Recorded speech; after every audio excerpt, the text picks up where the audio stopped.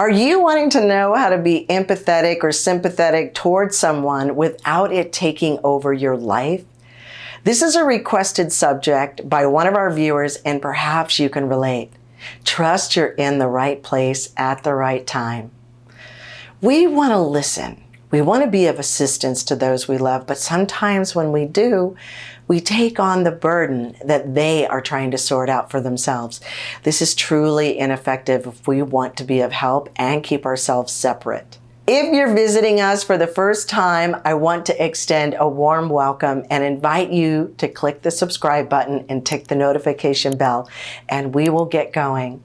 Welcome all you powerful manifestors to the AOM Art of Manifestation channel. I am Manifestation Coach Sterling Meyer. Part of our purpose in life is to form deep bonds with others and assist one another. It's incredibly rewarding and satisfying to do so. We were built for it.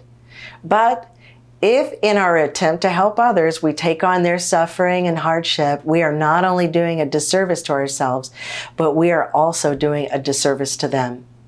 They're having an experience in life, and we have to remember that it is just that, an experience. It is not the truth, but an experience they are having.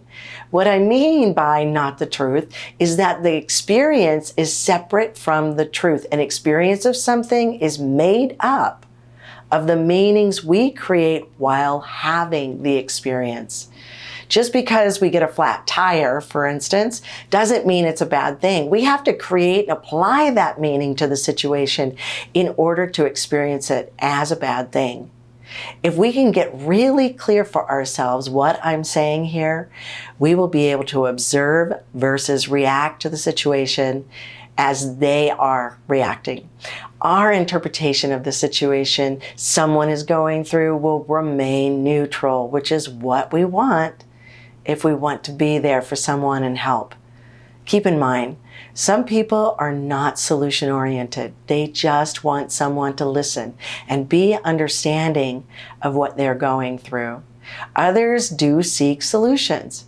Being an observer of what they are saying helps keep an objective distance and will keep your mind open for coming up with solutions or just knowing how to move forward. Their experience is not for you to take on as your own, nor do you even need to in order to be sympathetic or even empathetic. What I have said so far needs to sink in because it is the golden key for being there for someone, yet not living his or her lives as if it were your issue or problem. Listen and just be with what they're saying, with the understanding that this is their experience based on what meanings they applied to the situation. Just holding space for someone to express themselves goes a long way and may be all that's needed for that person to arrive to their own solutions or a place of peace. That may be all they need at that time. Women tend to want to heal and nurture others' emotional and physical wounds, and men tend to want to take some sort of action or find a solution to help. This is a generality, of course. After the other person has expressed their issues and have gotten everything off their chest, ask them what they would like from you. This simple question is powerful and allows the other person to think about what they want from the conversation. This is your way of saying, how can I help? Listening is a passive activity, however, it is powerful. Just listening and being with what is said in a non-reactive way makes a huge difference for the both of you.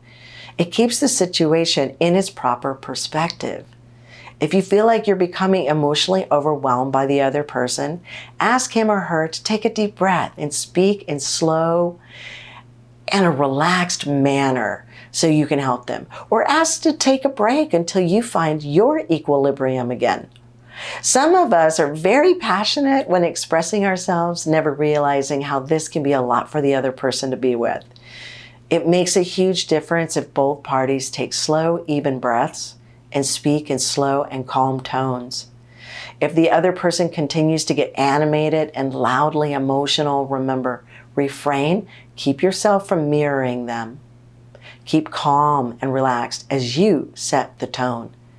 Think of yourself as the foundation for the discussion, anchored and steady, as you encourage the other person to follow your lead. We all have different levels of sensitivity, and that is something to consider and accept, whether that's something we need to recognize about ourselves or the other person. And what's more, different levels of sensitivity is not good or bad, right or wrong. It's just different. And we can accept that, like we can accept the difference between apples and oranges. Sensitive people tend to be empathetic because they can tune into others' energy and feel it radiating, transmitting outward, absorbing the emotions of the other person. Empathy can also be when someone has gone through a similar or the same experience, therefore reliving the situation along with the other person. Sympathy is feeling compassion for someone dealing with something that they can only imagine for themselves. Again, clarify what your contribution to the situation that person is going through and stay focused on that. Is it just to be there and listen supportively? Or is it to help find a solution to the issue? Once that has been clarified, stay focused on the role you are assuming. Know your role and fulfill on that job. This will keep you from absorbing the other person's experience into your own space. It's establishing a boundary, one that is a win-win situation for both of you. It's really quite simple. I hope you've taken down some notes of the key takeaways, and if not, I encourage you to grab a notepad and review this video and its information we just went over. Practice this and let us know how you do. We love comments. Or you can reach out to us for more information on how to master the manifestation process by contacting us at getyourlifenow.com for an absolutely free consultation. It's your birthright to experience a life you absolutely love in all areas of your life.